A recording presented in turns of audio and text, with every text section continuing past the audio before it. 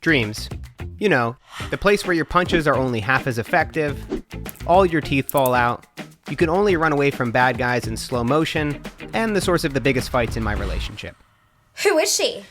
What are you talking about? You cheated on me in my dream. It was your dream.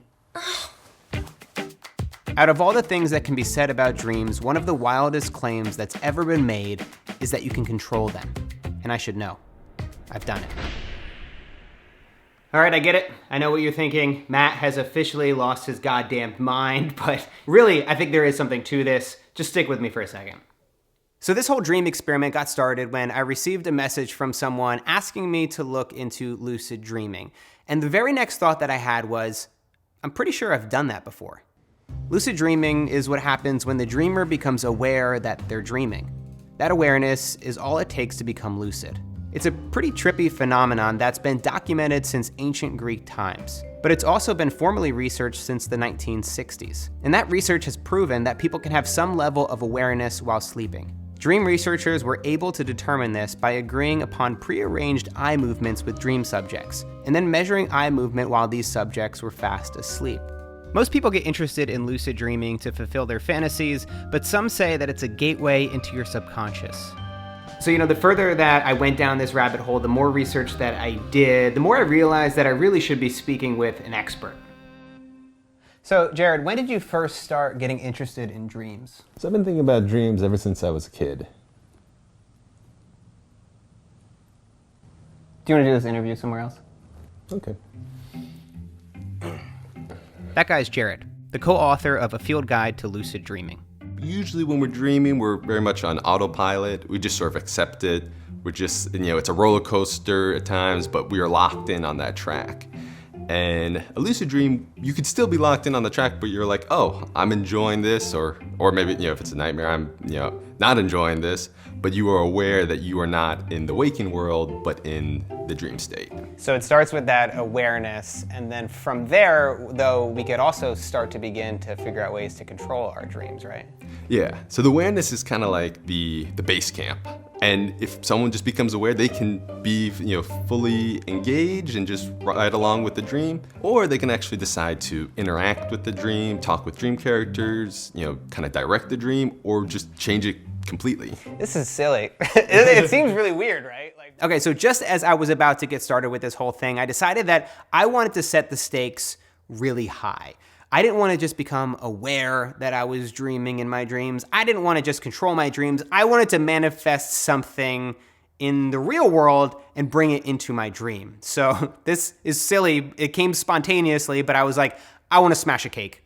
I don't like a chocolate cake, a carrot cake. I don't care what kind of cake. I just want to smash a cake in my dream. Throw my fist through it, smash it with a hammer, whatever. If I can do that in my dream, I will prove that anything is possible when it comes to lucid dreaming.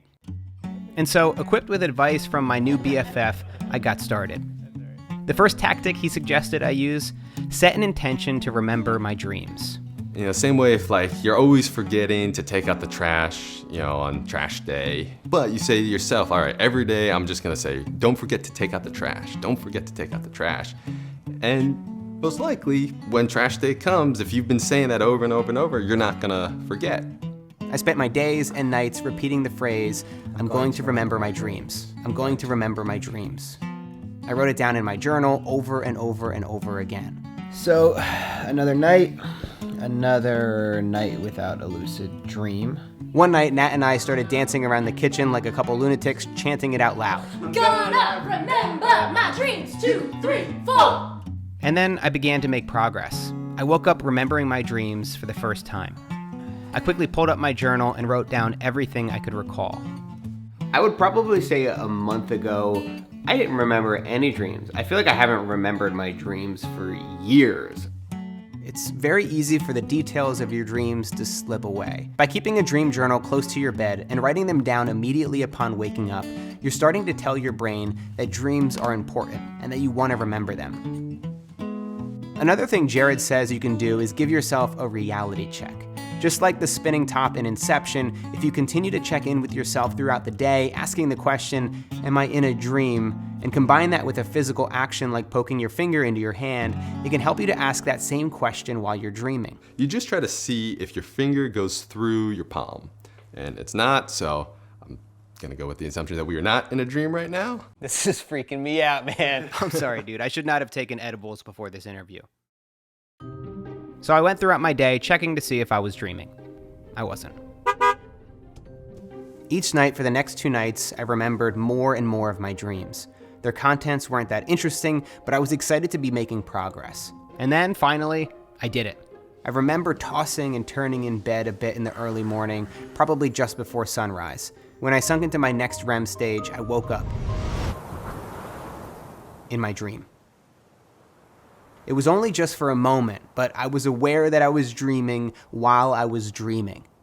Hey Matt, it's Jared. The guy from the interview. I'm an elephant eating purple peanuts. It's delicious. And I want to stay in the dream with you. Don't let me leave. Keep that lucidity. And then I lost it. I'd had this feeling before. This wasn't new. Like I said, I've had lucid dreams in the past, but it was really exciting to know that I could actually intentionally create a lucid dream just by thinking about it, just by talking about it. I realized that I could potentially have more lucid dreams. That said, I still felt like I was a really long ways off from smashing a cake.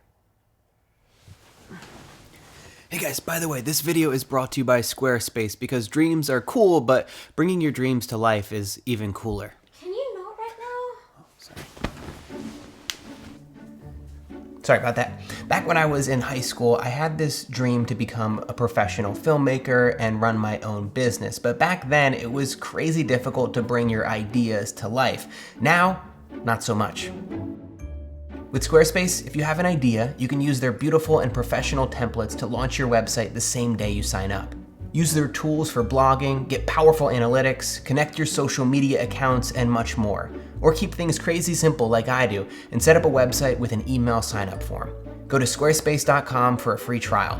When you're ready to launch, go to squarespace.com/MattDiavella to save 10% off your first purchase of a website or domain.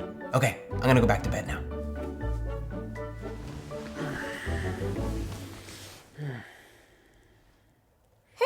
Is Squarespace. Most people, when they enter their first lucid dream, they're not gonna have sort of an omnipotence, kind of godlike power. And so in the same way we need to learn skills in the waking world, sometimes we also need to learn dream skills. And so I got back to work. This time repeating the mantra, I'm going to control my dreams. I'm going to control my dreams. I continued to remember dreams on most nights and wrote them down in my dream journal each morning. I kind of had a lucid dream. I had like something where I was in this like black void of fogginess of sleep, and I thought to myself, I'm dreaming. And then I didn't like have a dream. It's weird. It was like purgatory for dreaming. So that feels like something. And then I had another lucid dream. This one about 10 times more intense and way more vivid than the first. I walked into my parents' bedroom back home in New Jersey and felt like something was off. It was exactly as I'd remembered it as a kid. I asked my mom what year it was, and she said, it's 1999. As I walked closer to my parents, I noticed that there were 2 of my dad, and that's when I realized I was dreaming. Hi Matt, your dad. It was vivid, just as vivid as real life. And then I remembered the cake. I turned around to try to bring it into my dream and smash it, but it wasn't there. At that moment, I began to run into the kitchen to try to open the fridge to see if there was a cake inside, but then my dream started to get echoey and faint, and I started to lose it. Once I woke up, the dream memory started to slip away from me as well, and I realized just how easy it would have been to just forget about this whole experience entirely. So I grabbed my phone, ran to the bathroom, and wrote down everything I could remember. It got oddly emotional for me. I think it was because I really felt like I was there. I felt like I was at my home, back in Jersey, at a time and a place that will no longer exist. That is, the only place it exists is in my memory and now my dreams. And to be there, to really feel like I was there was super crazy. I'm just kind of on the brink now of lucid dreaming and learning what's possible, this was a huge milestone in learning how to actually control my dreams. One essential part of learning how to lucid dream is understanding when we dream. And through the various stages of sleep, the most likely time to have them is during rapid eye movement, or REM. What's interesting, and what kind of pertains to lucid dreaming, is that the period of REM over the course of a night gets longer and longer after multiple sleep cycles. You want to focus on that long period of REM because you get lucid, you can actually explore the dream for a longer period of time. If it's earlier, you might become lucid and then it ends before you can actually do any exploration.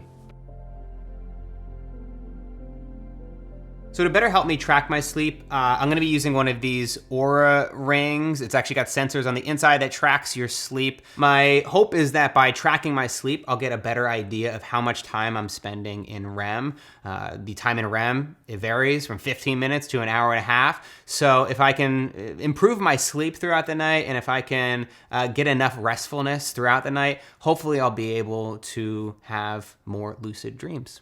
By tracking my sleep, I was able to experiment with one of the more extreme lucid dreaming techniques called wake back to sleep, the process of setting an alarm before you dip into the longest period of REM. With this technique, the idea is to wake up for 20 to 40 minutes before REM, raising your awareness, but staying on the edge of sleep. Then, when you dip into REM, you'll be more likely to have a lucid dream. Hey, guess what time I'm setting the alarm for tomorrow? Darn. Darn. Like 3 a.m. Are you joking?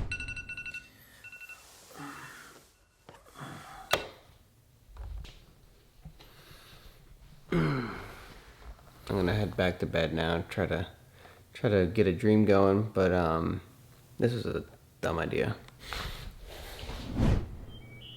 It didn't work. I couldn't get back to sleep. Woke Natalie up. She couldn't get back to sleep, so we were both just awake for let's see how long. I had a total of 6 hours and 23 minutes of sleep last night. I think I'm done with this little strategy, this technique. And as I continued on with this experiment, I found that lucid dreaming was pretty much a roll of the dice. Most nights I didn't have them, but I broke through 2 more times during this experiment. I'm not really sure if there's any correlation between how hard I try and how often I have a lucid dream. I feel like so much of it is just a luck of the draw. So, what are you doing, Nat? You're popping your head in the background. And while I can control various aspects of what I do in my dream, I'm often at the whim of my subconscious, floating from one location to another, one thought to the next, far from the mastery that I've heard is possible. I'm amazed of that. I did not see that coming. All right, guys, I'm gonna level with you here.